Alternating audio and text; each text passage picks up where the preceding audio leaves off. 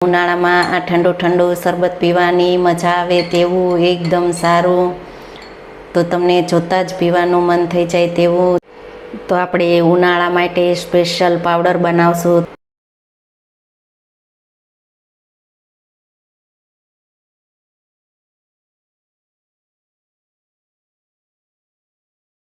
હાલો friend, તો તમારું સ્વાગત છે મારા રસોડામાં. તો આજે હું તમારી સાથે શેર કરીશ વરિયાળીના શરબતના પાવડરની રેસીપી. તો ચાલો શરૂ કરીએ રેસીપી.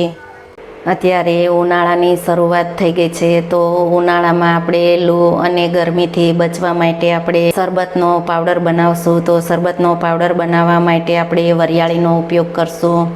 તો 1 કપ વરિયાળી લીધેલી છે, 1.5 કપ આપણે સાકર લીધેલી છે અને વજનમાં 250 ગ્રામ સાકર છે, 5 દાણા એલચીના અને 1 ચમચી આપણે મરી લીધેલા છે, 1/2 કપ આપણે તકમરિયા આવે તે લીધેલા છે. તો ઉનાળામાં ગરમી અને લૂથી બચવા માટે આપણે તકમરિયાનો પણ ઉપયોગ કરશું. તો આ બધી જ વસ્તુને આપણે મિક્સરમાં પીસી લેશું. મિક્સરમાં પીસી અને તેનો પાવડર તૈયાર કરશું. આપણે ઉતાવળ હોય અને ઝડપથી શરબત બનાવવું હોય તો તેના માટે આપણે આ રીતે પાવડર બનાવી અને તૈયાર કરી અને સ્ટોર કરી દેવાનો. બધી જ વસ્તુને આપણે મિક્સરમાં પીસી અને તેનો પાવડર તૈયાર કરી લેશું. સાકર, વરિયાળી, મરી, એલચી, તકમરિયા, તો આપણે મિક્સરમાં પીસી લેશું.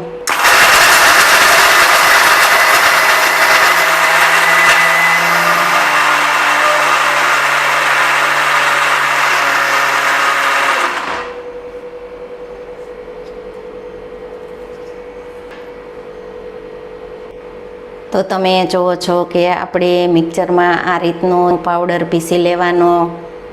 તો હજી આપણે થોડું વધારે ઝીણું કરશું.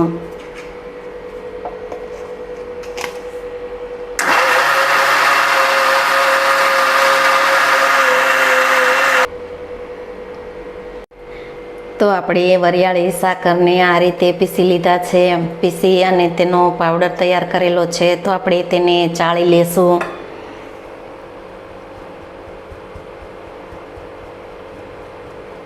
તો આપણે તેને ચાળી લીધો છે અને જે આ જાડું છે તેને આપણે પાછું મિક્સરમાં પીસી લેશું. તો તમે જુઓ છો કે આપણો જે આ શરબતનો પાવડર તે આપણે તૈયાર કરી લીધો છે. તો આ પાવડરને આપણે એક કાચની બોટલમાં ભરી અને તેને આપણે સ્ટોર કરશું. આપણે ઝડપથી જ્યારે શરબત બનાવવું હોય ત્યારે આપણે આ પાવડરનો ઉપયોગ કરી શકીએ અને આ પાવડરનો આપણે ઠંડા દૂધમાં પણ ઉપયોગ કરી શકીએ. પાવડરને આપણે કાચની બોટલમાં ભરી અને સ્ટોર કરશું. આપણે આ રીતે કોઈ પણ એક બોટલ લેવાની અને તેમાં આપણે પાવડરનો સ્ટોર કરી દેવાનો. આપણે આ રીતે કાચની બોટલમાં ભરી અને પાવડરને સ્ટોર કરશું.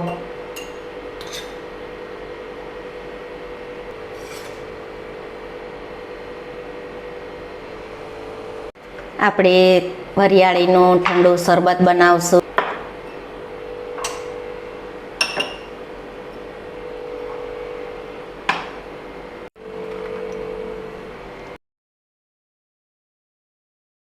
પહેલાં આપણે આ રીતે આઈસ ક્યુબ ઉમેરવાની.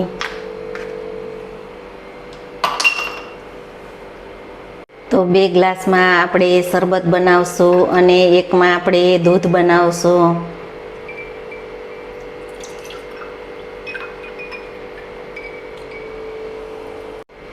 તો આપણે આ રીતે ઠંડુ દૂધ પણ બનાવશું.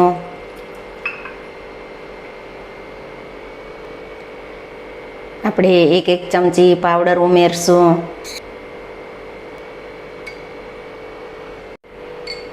આપણે શરબતને સારી રીતે મિક્સ કરી લેશું.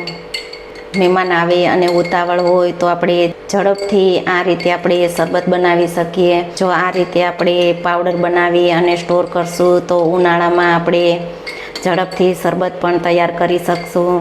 આ પાવડરનો દૂધમાં પણ ઉપયોગ કરી શકીએ. આ શરબતમાં આપણે લીંબુનો પણ ઉપયોગ કરી શકીએ. તો આપણે લીંબુનો ઉપયોગ કરશું.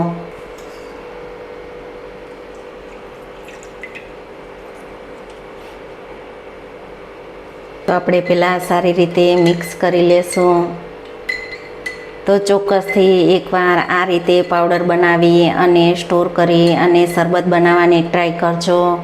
આ વરિયાળીનું ઠંડુ ઠંડુ શરબત જોતાં જ તમને પીવાનું મન થઈ જશે. તો ઉનાળામાં આ ઠંડુ ઠંડુ શરબત પીવાની મજા આવે તેવું એકદમ સારું, તો તમને જોતાં જ પીવાનું મન થઈ જાય તેવું તો છે ને એકદમ સરસ. જો તમને રેસીપી ગમે તો વિડીયોને લાઇક, શેર, સબસ્ક્રાઈબ કરજો અને બાજુમાં રહેલ બેલ આઇકન દબાવજો તો સૌથી પહેલું નોટિફિકેશન તમને મળતું રહે.